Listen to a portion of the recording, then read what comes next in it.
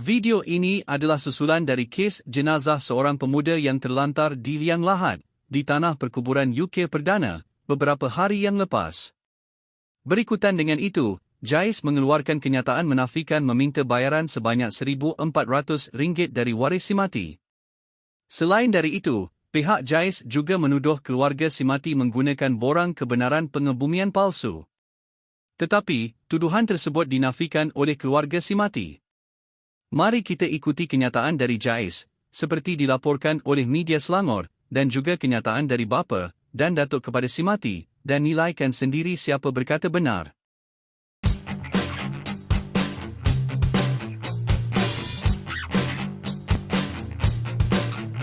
Jabatan Agama Islam Selangor JAIS menafikan dakwaan kelewatan urusan pengebumian satu jenazah di tanah perkuburan Islam UK Perdana Hulu Kelang berpunca daripada pihak masjid seperti yang ditularkan di media sosial baru-baru ini.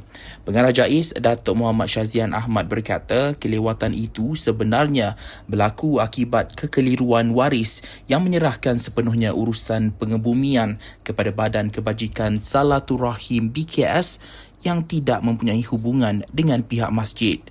Beliau turut menafikan dakwaan bahawa pihak masjid meminta bayaran RM1,400 bagi membolehkan jenazah diuruskan. Menurut JAIS, pada peringkat awal, bapa si mati hadir ke masjid bagi mendapatkan borang permohonan pengebumian sebelum bersetuju supaya pengurusan jenazah diambil alih oleh pihak masjid. Namun berlaku pertikaian apabila datuk si mati berkeras dan mahukan jenazah diuruskan oleh badan kebajikan tersebut. Mengambil kira kemungkinan berlaku kekecohan di tempat pengurusan jenazah, pihak masjid meminta bantuan pihak polis untuk bersama ke tempat pengurusan jenazah. Siasatan turut mendapati borang yang dikemukakan kepada pihak tanah perkuburan adalah palsu dan satu laporan polis telah dibuat. Justru katanya JAIS menasihatkan masyarakat Islam untuk merujuk terus kepada pihak pengurusan masjid di qaryah masing-masing bagi urusan pengebumian jenazah untuk mengelak berlaku kelewatan pengebumian.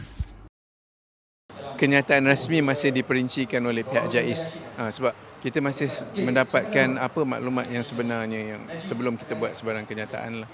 Jadi akan panggil kedua pihak ke atau macam mana? Itu sudah JAIS sedang teliti tadi. Tadi pun saya dah berhubung dengan Datuk Pengarah, saya pun masih menunggu kenyataan rasmi daripada mereka lah. Terserah pada pihak JAIS.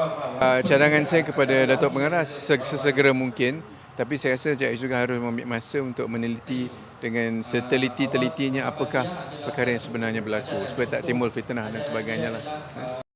Selepas daripada keluar hospital, jenazah nak dibawa ke surau, dimandikan, dikafankan, disemayangkan. Jadi saya nak langkah seterusnya ke tanah perkuburan, jadi saya ke masjid untuk mendapatkan surat kebenaran.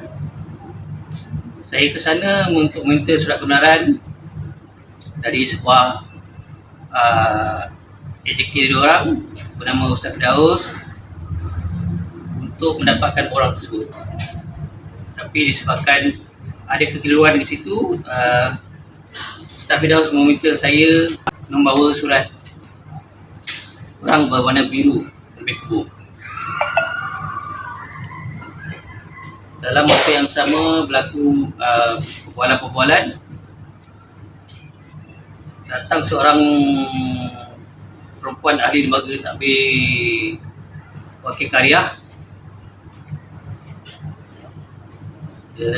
Permit saya itu tahan, dipegang lah, maksudnya dipegang. Selepas saya menunggu lama, saya membawa jenazah anak saya ke kubur dengan permit putih dan kuning yang berada di tengah saya lah. Kemudian selepas saya menunjukkan borang itu, pekerja kubur menggunakan saya mengebumikan anak saya. Tiba-tiba datang 2 orang polis. Pekerja kubur menyatakan pengebumian dihentikan kerana ada laporan polis terhadap saya lah, ke atas anak saya lah. Itu datang daripada pihak masjid. Jadi terpaksa dihentikan. Jadi saya waris terpaksa menunggu OCS datang dan kemudian pihak masjid membawa permit biru yang berada di tangan diorang lah. Selepas sejam lebih kurang 1 jam 39 minit, jenazah dapat dikuburkan. Di sini saya nak menafikan dan mendakwa kerana tidak pernah wujud dakwaan permit palsu. Saya pergi ke kubur dengan membawa salinan yang betul asal putih dan kuning saja. Saya menafikan sekerasnya, saya tak pernah meminta masjid menguruskan jenazah anak saya. Sebelum ini pun saya ada kematian ke atas ibu dan adik ipar saya yang bongsu, di mana diorang pun diuruskan oleh ahli BKS. Selepas apa yang berlaku sekarang ni, JAIS telah keluarkan satu kenyataan ke atas diri saya. Sehingga sekarang ni tidak ada sebarang panggilan pun daripada saya lah. Audio tu saya menafikan apa tomahan tu ke atas diri saya. Itu semuanya tidak benar. Tidak benar sesekali. Assalamualaikum warahmatullahi wabarakatuh. Allahumma salli ala Muhammad wa ala ali Muhammad. Allah. Saya dengan sekeras-kerasnya menafikan dakwaan ada kenyataan JAIS yang menyatakan saya berkeras